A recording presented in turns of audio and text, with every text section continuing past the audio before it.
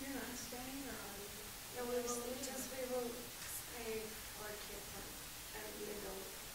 The kirtan means at the beginning? Well, we have a kirtan at the beginning, so give him the sheet. Govind Jai Radha Madhava. Do you know the song? Jai Radha? Do you know the song? Okay.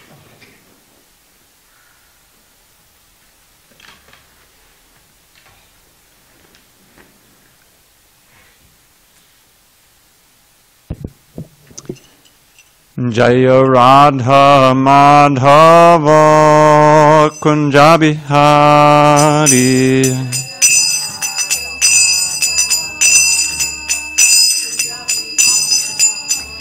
Jaya Radha Madhava Kunja Bihari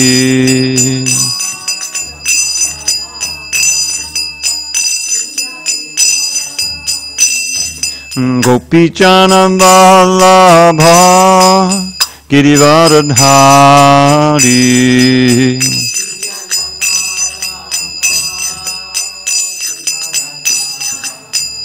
Jaya Gopi Jana Vallabha Girivaradhari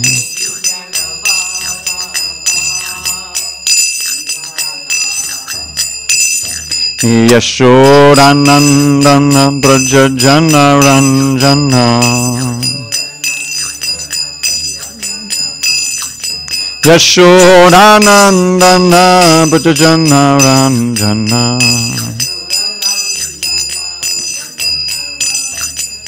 Yamuna Tira Vanachari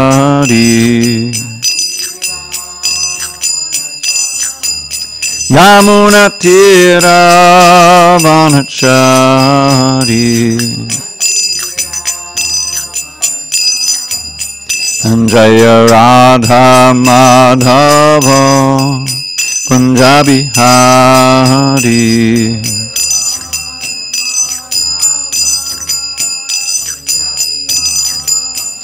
Jaya Radha Madhava Kunja Bihari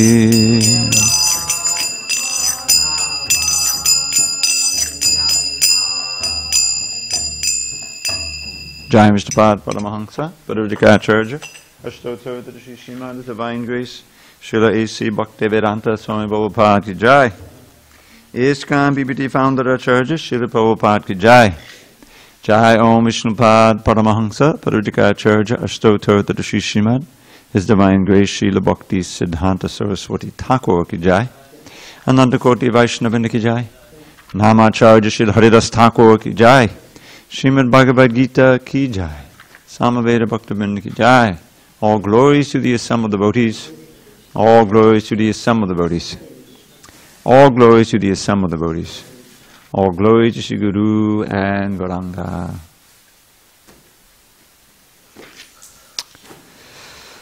Om Namo Bhagavate Vasudevaya.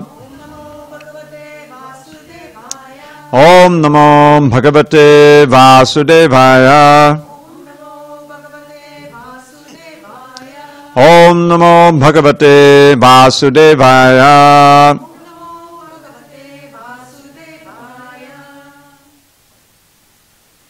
On this 14th day of November 2017 in SanDiego, we're reading from Srimad Bhagavad Gita as it is.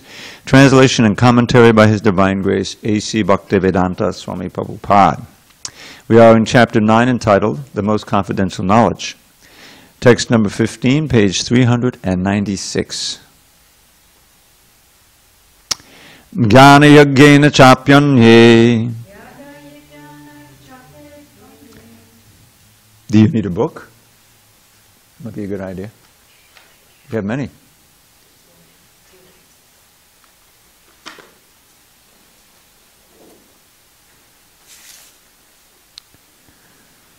Ekatvena patatvena bahuda vishruto mukam.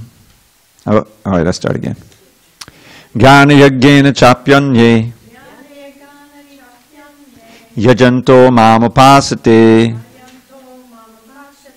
Ekatvena patatvena. We're on page 396. But wait, they're getting the page. 396, page 396. Yeah, take that one. There you go. Let's start one more time. Okay. All right, I'm going to start totally again. You'll see, it'll be good. Reading from Srimad Bhagavad Gita as it is, translation and commentary by His Divine Grace A.C. Bhaktivedanta Swami Prabhupada. We are in chapter 9, text number 15, page 396. Jnana yagyena chapyanye yajanto mam upasate ekatvena pratakvena bahuda vishvato mukham. Jnana yagyena chapyanye yajanto mam upasate ekatvena pratakvena bahuda vishvato mukham. Jnana yagyena chapyanye yajanto mam upasate ekatvena pratakvena bahuda vishvato mukham.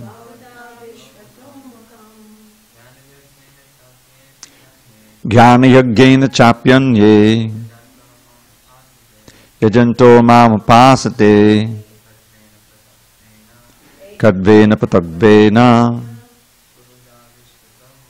bahuda vishvato mukham. Jnana yagyena chapyanye yajanto mam upasate ekadvena patakvena bahuda vishvato mukham. Jnana yagyena, by cultivation of knowledge, cha, also, api, certainly, anye, others, yajantaha, sacrificing, mam, me, upasate, worship, ekatvena, in oneness, pratakvena, in duality, bahuda, in diversity, vishvata, mukham, and in the universal form. Translation. Others who engage in sacrifice for the cultivation of knowledge worship the Supreme Lord as the one without a second, as diverse in many, and in the universal form. Purport. This verse is the summary of the previous verses. The Lord tells Arjuna that those who are purely in Krishna consciousness and do not know anything other than Krishna are called Mahatmas. That's in the previous two verses. Yet there are other persons who are not exactly in the position of the Mahatma, but who worship Krishna also in different ways. Some of them have already been described as the distressed, the financially destitute, the inquisitive, and those who are engaged in the cultivation of knowledge.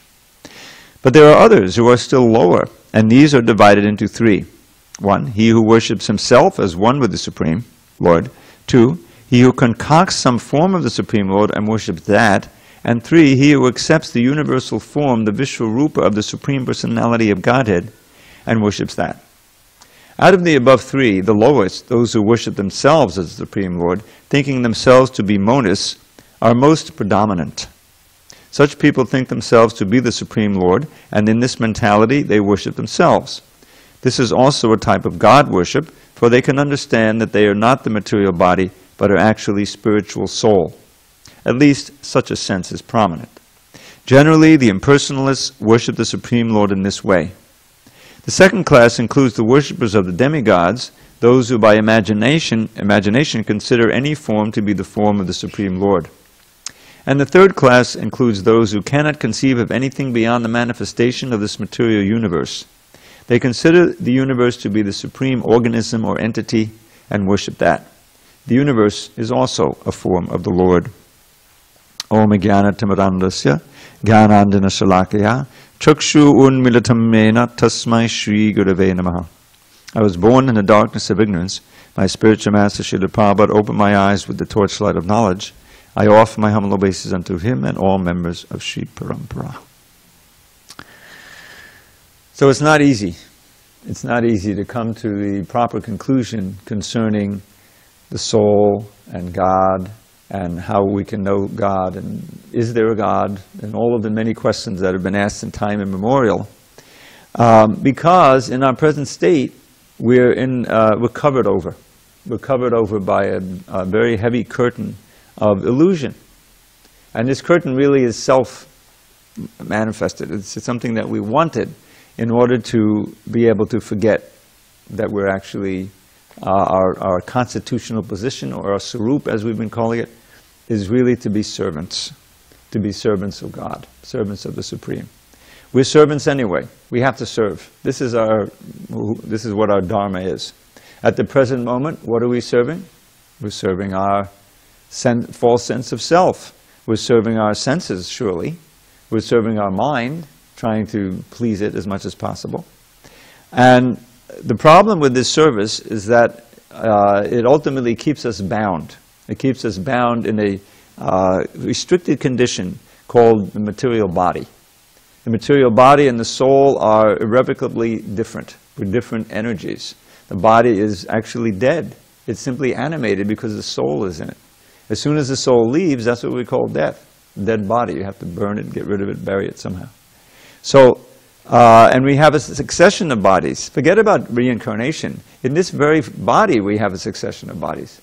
We can just remember, as Krishna's, that's the first teaching. We were once children, different body, same person. Then we grew up a little bit and started school, whole different body. And Joan comes and says, "Oh, you've grown so much." Yeah. And your mother's measuring it on the wall, right? And then graduate, oh, now I'm an adolescent. Now I can go to high school, you know. Different body, different ideas, different mind, everything. Same person. Same person. Then you get, okay, adult, you get a job working, then gradually you grow, well, now I'm middle-aged, okay. Different body, same person.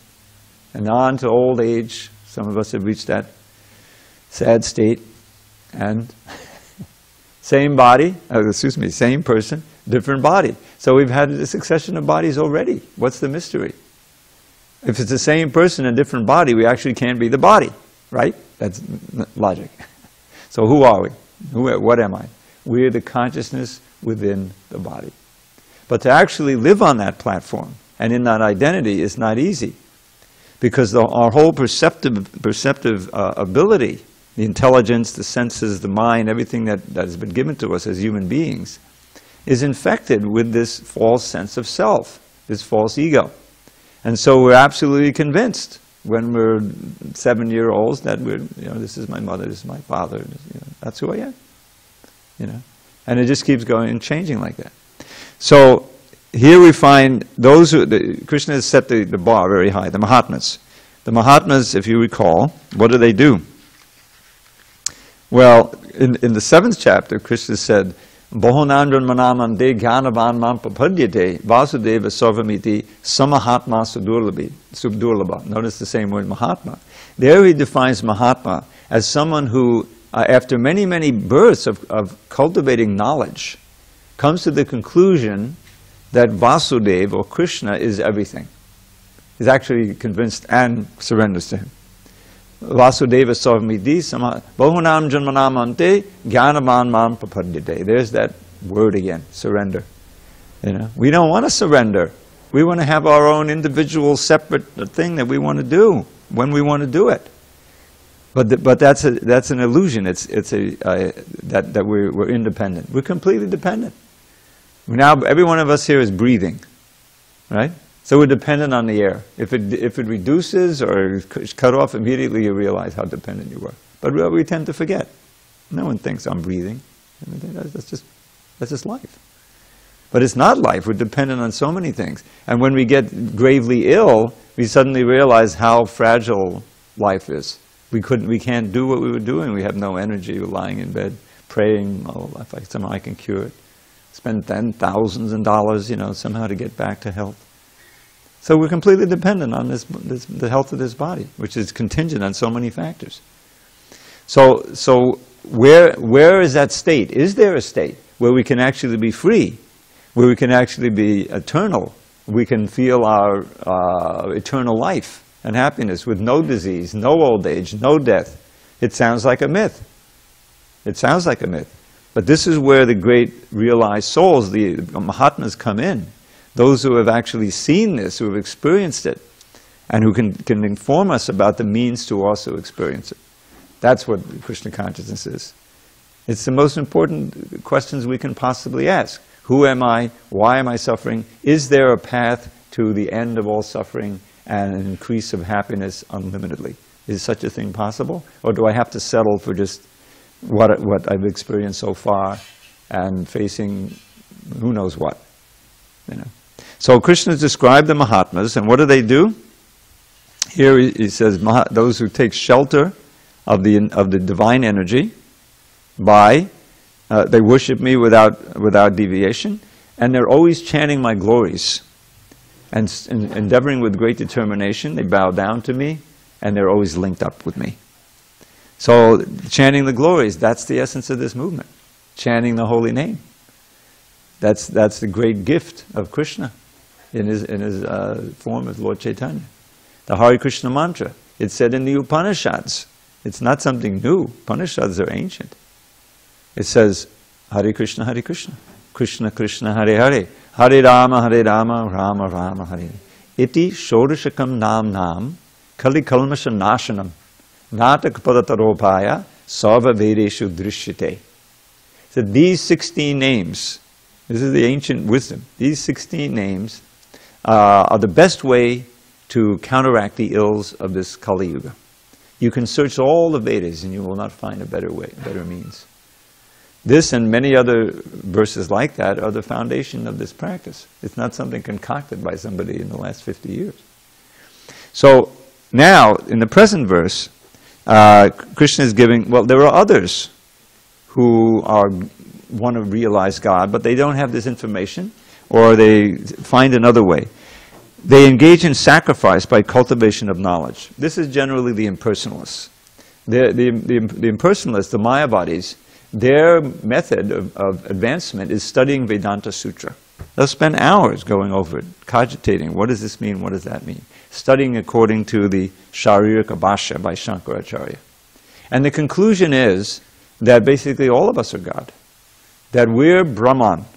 That, like we say, Aham Brahmasmi. I am Brahman. This is from the Vedas. So I am Brahman, God is Brahman, and I've simply a little piece of Brahman has been chipped off. As soon as I get enlightenment through the cultivation of knowledge, I will merge back into Brahman. And I will realize that I am the Supreme. I will just join myself to the already existing Supreme.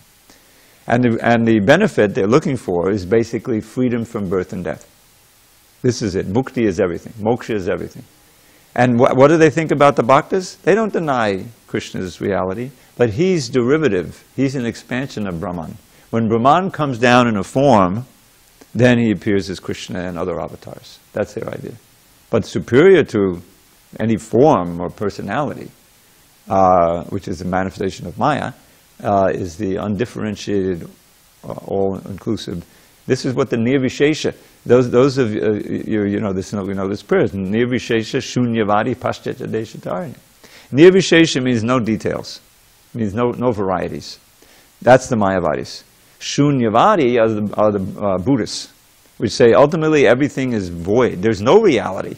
We don't exist, it's just an illusion. And by voiding out your mind and your personality and becoming basically a void, you'll be in nirvana. This will be the bliss of no more pain. It's very close to Mayavad. In other words, if you're always suffering and in fear, then bliss to you looks like, oh, no more suffering, no more fear. You see? But is that really ananda? That's negative. What about the positive bliss of love of God? That's where it is described in so many shastras. A pleasure that comes from sense gratification, which we know can be pretty intense, that's like a drop of water compared to Brahmananda, the bliss of merging into Brahman. And Brahmananda is like a little drop of water compared to Premananda, Sagara, the ocean of bliss of Prema. It's not this is what we learn from our acharyas. Otherwise, why would Shukadeva Goswami is the speaker of the Bhagavatam. He has exalted it. So he was the son of Vyasadeva, very exalted lineage, and he was a Brahmanandi from birth. He never wanted to be entangled. He never got attached to anything. So that's called Atma Rama. One who's blissful just in the self, you see. So as soon as he was born, he took sannyas. He went off into the forest. His father went after him, but he couldn't. So he was Atma Rama. But he came out of that forest and learned the Bhagavatam from his father and spoke it. And so that's what there's a verse. Atma Ramas Chamuniyo Nirgranta Apyurukame Kurvanta Haitakim Bhakti Mittam Bhutaganohari. Very famous verse. Lord Chaitanya explained it in dozens of ways. So what the basic meaning is that those who are Atma Rama, who are blissful in the self, in other words, impersonal self, they're not at all attached to this world. Nirgranta literally means no knots, no ties, no attraction to this world. But still, they come out of that state in order to serve Hari because they've heard of his wonderful qualities and they want to serve him selflessly. They're not looking for anything. They're not looking for liberation. They're already liberated. So what you don't give up a higher thing for a lower thing. You give up a lower thing for a higher thing. So Shukadeva Goswami and the four Kumaras and those who Lord Chaitanya converted, like Prakashananda Saraswati, they gave up their Mayavad, or their impersonalism, and became personalists. Thank you for visiting us. Hare Krishna. Haribol. So that's proof that among those who really know and who realized, they take up bhakti from the liberated platform of Brahman realization. So we should. But if you don't have to go through that detour, why go through? Just from the present state, take up the highest process now. That's the idea. That was Lord Chaitanya's mission. He was converting Mayavadis. He was converting the animals. He was able to do that. He was so powerful. And anyone who took up the process sincerely, they became exalted. From any station. Haridas Thakur, and Bharata Muni converted a hunter. He didn't have to be reborn in order to become a Brahmin. He immediately became surrendered, Hare Krishna, and became the highest. So here you find those who are stuck on a different platform. Jnana Yajnana, cultivating knowledge, worshipping the Supreme Lord as one without a second. Now that seems to be, Prabhupada explains it, worshipping oneself. Ahangra Upasana, there's even a name for it. If I'm Brahman and the Supreme is Brahman, and I'll worship myself as Brahman, and I don't know how it works. But I'm telling you, there's no bhakti rasa in there. There's no bhakti rasa. Most people, they worship themselves without any tinge of spiritual, They're just enthralled with the body, and it's such a dead end. It's just to conceive of that mentality where all you know is the body, and the body is crumbling in front of you. You can never achieve the ideal, and with time, no matter how beautiful you are, or wealthy, it's all ending. It's ending. It's taken away. So to live without a prospect of eternal life or eternal progress or God consciousness, to me it's inconceivable, at my point anyway. Ekatvena pratakvena, that's one without a second. And then there's the universal form. This can also devolve into kind of a polytheistic, or what do they call it, pantheistic view, worshipping nature, God in nature, without a conception of an actual personal form. So Krishna will explain in the next verses how none of this actually can satisfy the soul. These are diversions. These are diversions. The only thing that can truly satisfy the soul is satatam kirtayanto mam, is actually surrendering unto Krishna as a person and cultivating full-on bhakti and love for Krishna. That's really satisfying. Okay, any questions on this verse? Now Krishna will explain how, yes? Go ahead. Krishna is stating like these three levels of realization and personal realization. He's directly saying that that person he's mentioning is the Jnana Yogi, or just in general. The first one, Jnana Yogya? No, the person, like, he says that others who engage, so by others he means that, like, Jnana yogis? Yeah. Jnana Yogya. He's saying they worship me, but they worship me indirectly, just like the demigod worshippers. He says that directly in a few verses. He says they're worshiping me indirectly. When he talks about in text 20 going to the heavenly planets, demigod worship, he says they're worshiping me, but they're worshiping me in order to go to Indraloka, Sura Indraloka, you know. And whatever you get from that worship is actually coming from Krishna, but you think it's coming from Indra. And the real kicker is that with that material motivation, your results are temporary, and you really don't make any progress toward Krishna worship. This is why we're enjoining not to worship any other gods. For whatever you think you need, if it's material, fine, but worship, ask Krishna for it. Ask Krishna for it. And keep your focus on Krishna. That's the problem. Is that here they're taking their focus off Krishna. They're looking at the universal form. Okay, now there's a way of the universal form can be a step toward Krishna worship. That's mentioned in the second canto. Even we have a manifestation of the universal form here in the 11th chapter. But that's a preliminary stage. It's meant to give us a vision of this world as divine, as Krishna's energy, so that we can begin to have an understanding that everything is connected to Krishna. That's the whole idea. In the 7th chapter, I am the light of the moon and the sun, I am the taste of water. This is a kind of training for the mind to connect everything to Krishna. But if it just leads to a more or less pantheistic view, then you get hung up on that.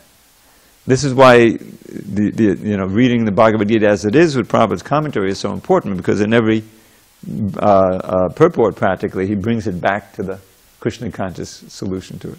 Otherwise, even reading the Bhagavad Gita you can get confused without guidance. Right? There have been so many Gitas out and nobody became a devotee until Bhagavad Gita as it is. Go ahead. Go ahead. One more question. You said, of course, the Jnana yogis, they attain Brahman realization through the cultivation of knowledge. Some of them do. And so, like, what is that process? What's like the process of them? Well, aside from studying the Vedanta Sutra, not this, not this. There's a certain thing called neti neti.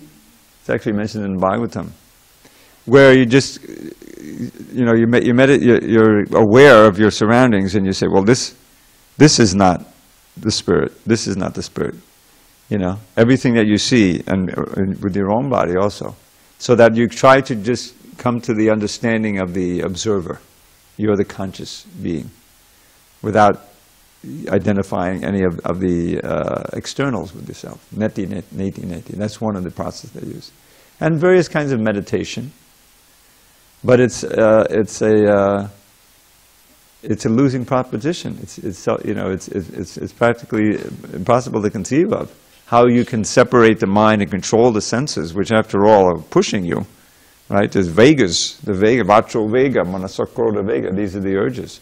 Well, you have to be very austere. You can't, eat anything nice. It's all Maya. It's depressing. Just like I once remember I went to a meeting of Buddhists. This was back in 71 or something, and they were becoming very popular. Then after the 60s, when China took over Tibet, a lot of the Tibetan priests, and leaders, they came out, and one of them was sponsored to come to the West, and he started the whole thing, and mostly in Colorado and Boulder, there's a whole thing. So anyway, he made his way to New York, and I was there, I was searching. I was going here, I was reading all kinds of things and checking this out, so I was checking. So there was a fellow on the I forget his name now. If I tried hard, I could remember it, but I'm not going to try. He's sitting on a little rise, stage. He's got a mic. I don't even know if he had a book in front of him. And he was speaking, I forget what he was saying. But every so often he would take a swig out of a bottle. I swear, as Krishna is my witness. He was known for that. And I was looking, because I had some experience, some reading about the kind of meditation. And I looked at all the people, and there was this certain blank look.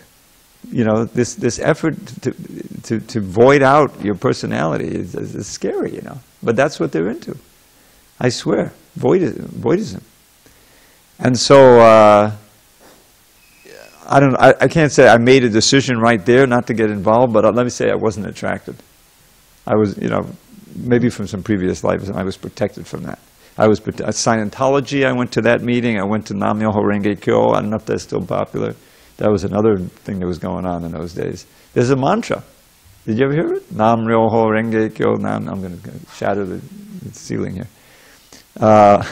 It's from Japan, but it's a mantra, and it's a material mantra that it apparently draws, some prosperity to you. So the idea I'm getting at is that once you experience Krishna consciousness a little bit, you can see how these other things are not really satisfying to the soul. They may give you some temporary material benefit or some sense of peace, but that's it. You can't get to the point of at all of a personal understanding of the supreme absolute personality of Godhead. That's just not part of the philosophy. And I shudder to think of having, going down that path and never coming to the point of faith in Krishna and everything that Krishna consciousness is. It's inconceivable. But here, you can see Krishna's giving a little example, but now he's saying, but don't be fooled, and he's saying, I am all these things, all the paraphernalia of it, and all, I am that. In other words, our whole problem is we get enamored of the shadow rather than the substance. We're enamored of the external shadow, and rather than looking through that and being able to perceive that behind all of this phantasmagoria is this beautiful personality in this whole world that we're missing out on. They are demigods, right? There are demigods. Yeah. And they're part of Krishna, like Krishna is like They're servants, yeah. But why doesn't the demigods lead us to Krishna? I know sometimes we do that. I know for me they have. But it doesn't mean they're not my peeps, my friends. They're still with Lord Shiva. Because that's what they want. In other words, the demi... Huh? I didn't know what I wanted. Well, how did the demigods lead you? So you think that it was because of the demigods that you became... No, I always think that Shiva brought me to Lord Krishna. Well, the thing is, it's what you want from them. Shiva is the greatest Vaishnava, so why wouldn't he bring you? Now, he has a certain role to play. The point is that Shiva and Indra and all the other... Shiva is a special case. He's not an ordinary jiva, right? But he is also very easily satisfied and does give material benedictions. If you approach him for that, then that's what you receive from him. If you don't want the bhakti that he's ready to give, then you won't get it. Now it appears in the 4th canto of the Bhagavatam. We find out what's really dear to Shiva. He sings, it's called the Song of Shiva. You can read it. It's a wonderful, there's one verse, what is it? Padashadat padna palacharochi sha nakadirnondam agangadunvada Padarshi yatsvi mapastasadmazat padam guru marga guru tamodisham. I memorized this back in 1973. I was proofreading the book. It says, he's praying to see the lotus toenails of Krishna, the effulgent toenails. You are the supreme guru. This is Shiva's prayer.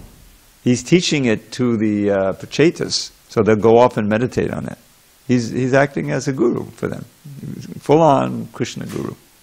So, but many others approach him. They're in the lower modes of nature, and they want something material. The demons worship him for power, and sometimes they get the power for temporarily. Like Ravana was a great Shiva bhakta. He didn't want bhakti for Krishna. He wanted some power so he could be a big demon. So he got that, and then he was killed eventually. So, and Indra You know, Indra has a role to play. He's a devotee, but he's a Mishra Bhakta. I mean, he's mixed with the mode of passion, you know, because of all the power he has, and he's controlling the weather and the heavenly planets, you know. And that sometimes goes to his head, and he loses. This temple is all about, you know, that the Krishna's holding up the hill to protect from Indra's reign. Well, why did he do that? Because he was proud, you know, that he didn't get his sacrifice. So he forgot who Krishna was. He didn't connect that little boy who spoke against him with his master until he was put in his right place like that. So that's the problem with the deity, the demigod worship, is that generally the motivation is something material, whether it's Kali worship or Shiva worship or Ganesh or whatever. And it can also be so for Krishna. But at least if you go to Krishna or Vishnu, but especially Krishna, as he says here in this, if you go with some material motivation and you ardently worship Krishna and you think of him, then you'll be purified. The purification will take place, and you'll lose your material desire. That's what happened with Dhruva. Dhruva Maharaj, back in the Satya Yuga, he wanted a kingdom. He didn't know anything. He was just 5 years old. But he meets Narada Muni. Narada Muni gives him a means of meditating. You know, really, there's a little tricking there, because he says, yes, you do this. You chant Om Namo Bhagavate Vasudevaya. You meditate on Vishnu in the heart, and you worship him externally with a little rudimentary deity worship, and you'll get your kingdom. So he did it for 6 months, and he was so determined that he stopped the universal breathing. You know, in those days there was a lot of pranayama going. So Vishnu comes down, the demigods can't breathe, so they ask him to go down. And Dhruva, he's meditating on Vishnu in the heart. He sees him outside. He goes into ecstasy. He's falling down. You know. So now, what about the kingdom? I don't care about the kingdom. There's a verse. It says, "Stana bilashi tapasi stitoham tvam paptavan deva manindra guyam kacham vichindan abhidivya ratnam swaman katatos mivadan niyache." This is a famous verse, Prabhu quoted. I was situated in severe austerity. I'll be longing for a position greater than my father's, great-grandfathers and great-grandfathers. You know, but now I've seen you, and this great treasure, this great jewel of your darshan makes me understand that my desire for that kingdom was like, the kingdom is like a broken glass. And then the last line, "Oh my Lord, I don't want anything else." You know, this is a big. So, but what does he want? Bhakti Maho, there's a verse in the Bhagavatam. This one is not in the Bhagavatam. I want the association of devotees, of your pure devotees, in whose hearts bhakti is flowing like a powerful river. Because by their association, I will be able to bathe in Krishna Katha, pure glorification of yourself. And I'm becoming mad to drink that. And by that, I will easily cross over this blazing fire-like ocean of birth and death. So he wants the association of devotees. That's the treasure. Everything else, who cares about the kingdom? But he had to take the kingdom. That was his duty. His father died, I think, by that time. Anyway, he came home and he ran the kingdom for thousands of years, and then he went back to Godhead. You know, but his desire was matured and transformed, purified, by contact with Krishna. That's the whole idea. So anyway, you can come to Krishna. It can be desire for wealth, desire because you're in trouble, common reason why people go to God. But you have to go to Krishna. You can't go to some vague understanding of God, you know. And or a jnani. You really know why you want. That's the best. Krishna says, "Oh, these are the most glorious." You see. And then after all of that, he said, "Bahunam jamanam ante," the verse I quoted. After many lifetimes of cultivating knowledge, those who are truly Mahatmas and possessors of knowledge, they surrender to me, knowing that I'm everything. Who else are you going to surrender to? So why do we need to go through so many lifetimes? Do it now. There's no other. All right, let's go do one more verse. Aham katuraham yagya swadaham ham aushadham mantroham hamebajyam aham agni aham utam But it is I who am the ritual, I the sacrifice, the offering to the ancestors, the healing herb, the transcendental chant. I am the butter and the fire and the offering. Purport: the Vedic sacrifice known as Jyotishtoma is also Krishna, and he is also the Mahayagya mentioned in the Smriti. The oblations offered to the Pitraloka, or the sacrifice performed to please the Pitraloka, considered as a kind of drug in the form of clarified butter, is also Krishna. The mantras chanted in this connection are also Krishna, and many other commodities made with milk products for offering in the sacrifices are also Krishna. The fire is also Krishna because fire is one of the 5 material elements and is therefore claimed as the separated energy of Krishna. In other words, the Vedic sacrifices recommended in the Karmakanda division of the Vedas are in total also Krishna.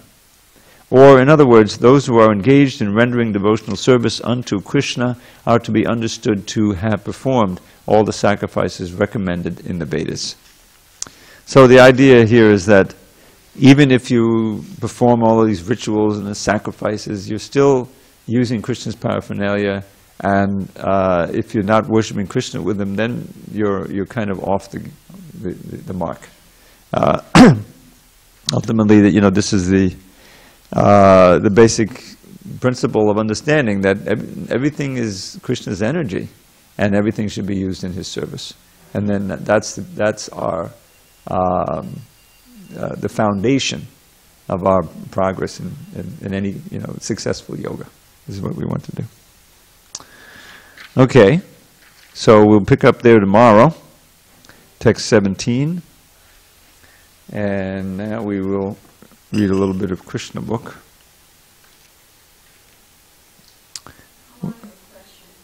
Yes, Marcy. Well, you suppose a Mahatma is someone who comes here that's, on a sabbatical term? I mean, because they're on a higher platform. Yeah, well, not so much a sabbatical. Well, we call them Mahatma Nitya Siddhas, eternally perfect souls. They're sent, just like we understand Prabhupada was sent on a mission. But it's not a sabbatical. Is generally like a vacation, but he's sent on a mission to save us. He's Krishna's ambassador, you see. You're still working and learning. Well, they may appear to be working and learning, but this is why we have this idea of Nityasiddha, that Rupa Goswami, Sanatana Goswami, they worked for the Nawab, but they were really manjaris. I mean, they were taking a role and showing us, the process of surrender. Just like Lord Chaitanya is Krishna himself, but he didn't actually manifest his divinity until maybe 20, when he started the Sankirtan movement. He was taking the role of Nimai Pandit. The Vaishnavas would meet him, and he would argue with them. He'd give them all kinds of arguments, and they would say, "Oh, Nimai, if you would just be a devotee, you would be the greatest devotee." So he would say, "Oh, by your blessings, I'll become a devotee," like that. He was taking that role. So only a fool would think, well, he was not actually Krishna when he was just a child, but he was playing a role. So in a similar way, sometimes, Krishna shows us, like Bhaktivinoda Thakur, he was born in a family of Durga worshippers. And he took a Western education for some time. He was really into Jesus Christ and everything like that. But then he finally got a hold of a Chaitanya Charitamrita. Now, you can get it on the internet. But in his day, you couldn't find one for years. Finally, he found one, read it, and became a full-on, revealed his full-on bhakti. So we understand that he was always a bhakta, but it was hidden. It was hidden, and then it was revealed. So the great devotees, they have a tremendous role to play, the greatest devotees. They serve as Krishna's ambassadors, emissaries in this world, and they give us the connection. That's why Prabhupada always used this phrase. You may have heard it. What is it called? Not clear, a pure via medium, unadulterated via medium, by which Krishna's teachings and his bhakti and Krishna himself can reach down into this world. Because Krishna's not going to come personally like he did 5,000 years ago. But he doesn't have to. He's present in so many ways, and if we're fortunate enough to take advantage of them, we'll feel His presence in some way. And one of the main presence is through the great devotees, the Mahatmas and the Nitya-Siddhas. So we have a great opportunity. Prabhupada is practically still with us. All right, I have to press the right button now. Oh, my head will explode. Okay. Okay, one more thing. All right. So we are in the Rasa dance introduction. Now, do you remember what happened? The gopis are, Krishna's teasing them. He's saying, why don't you go back? You know, you have to be chaste ladies. You come in the middle of the night. Plus, it's very dangerous out here. You know, you don't get love from me. You just go back and hear and chant about me. So now they're going to continue. Krishna, they said, you are very cruel. You should not talk like that. We are full-fledged surrendered souls. Please accept us and don't talk in that cruel way. Of course, you are the Supreme Personality of Godhead and can do whatever you like, but it is not worthy of your position to treat us in such a cruel way. We have come to you, leaving everything behind, just to take shelter of your lotus feet. Okay, sorry.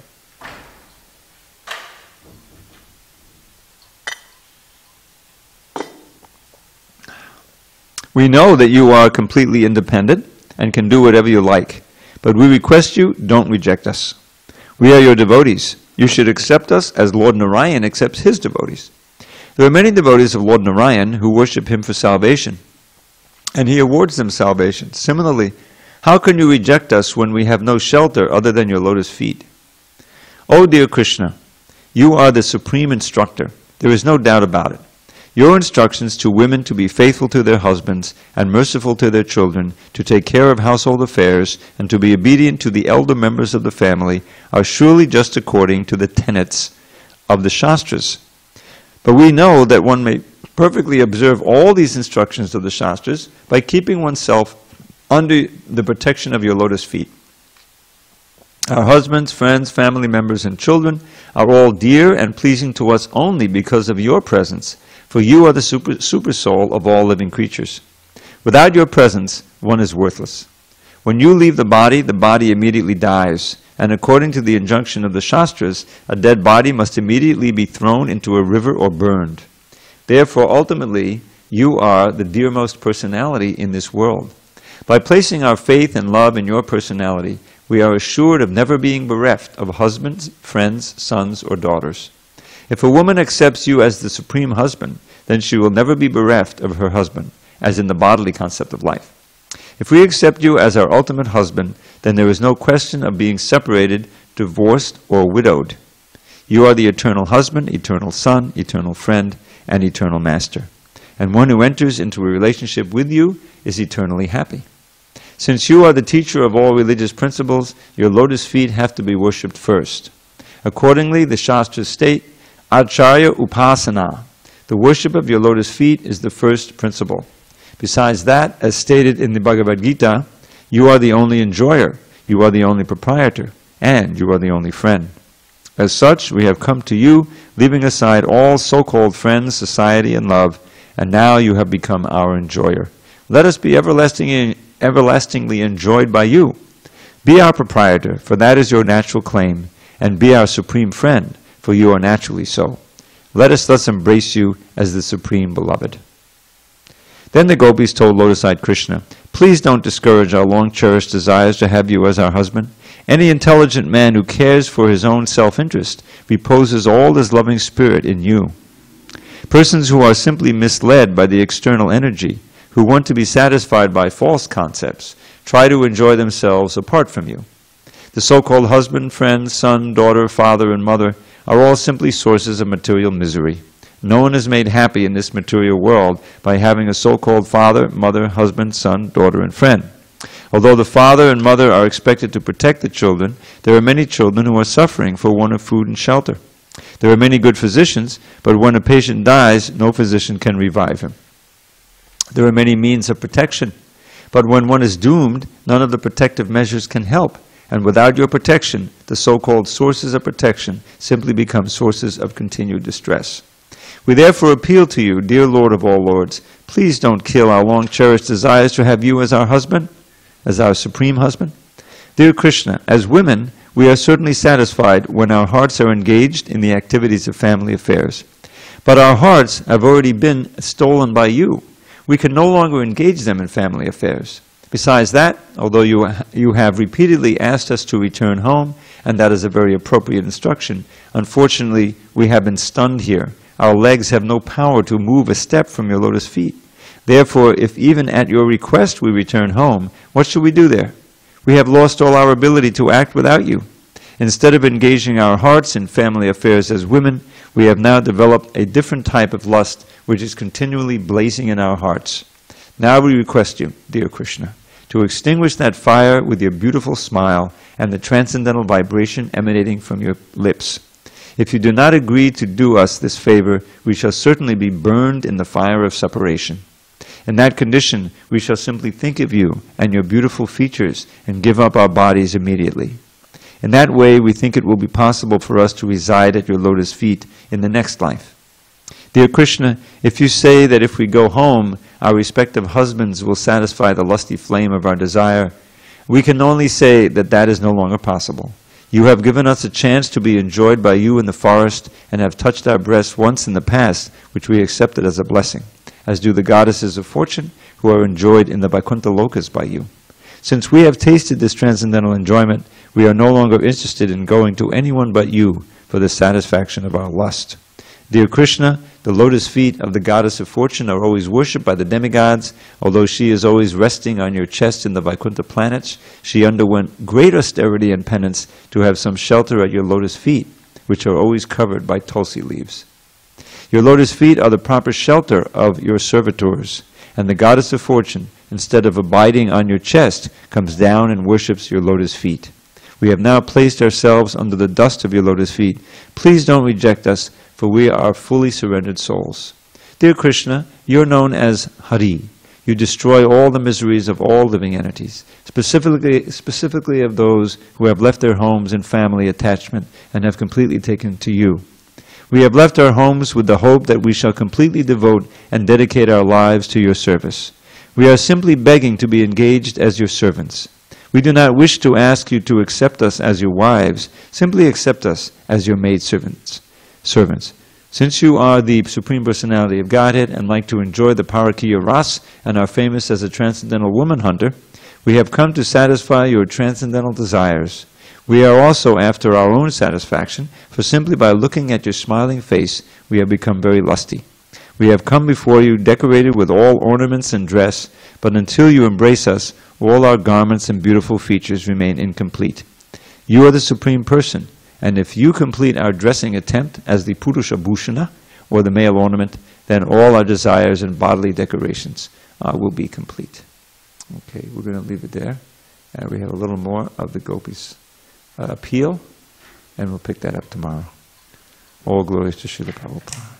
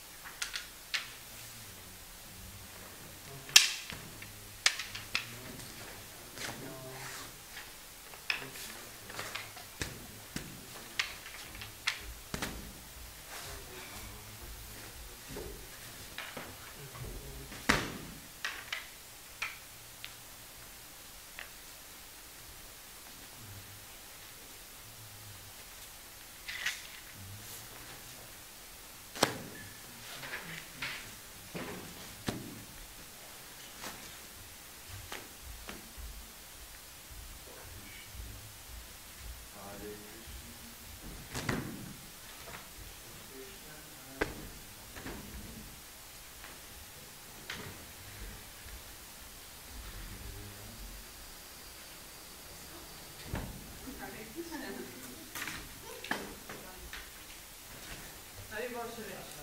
Happy birthday. Happy belated birthday. I didn't see him something.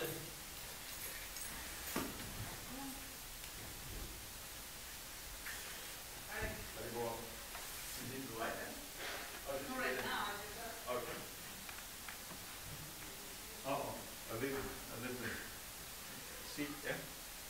No. What did I do with it? Oh, I put it in.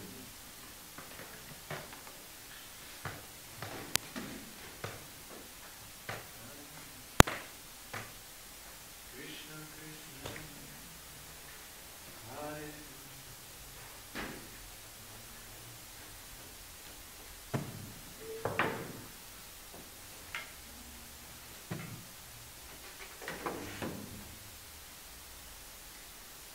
Hare Krishna, Krishna,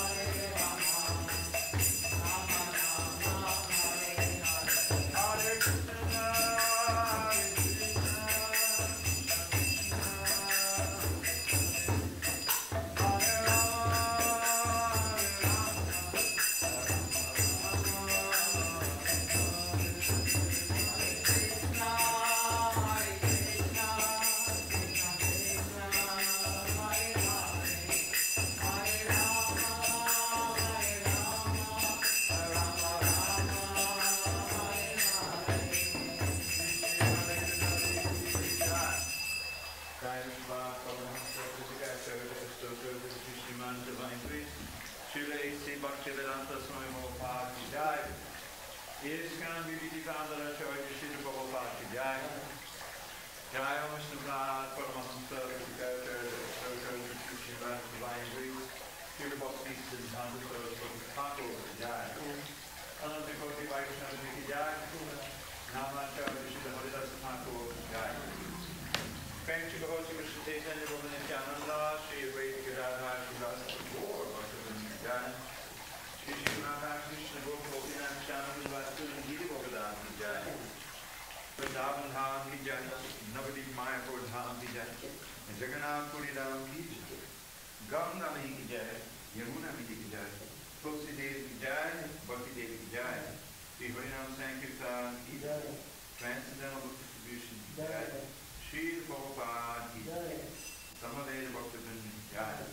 All glory to the assembled devotees, all glory to the assembled devotees, all glory to the assembled devotees, all glory to Shri Guru and Guru. Namaste Narasimhaya. Namaste Narasimhaya.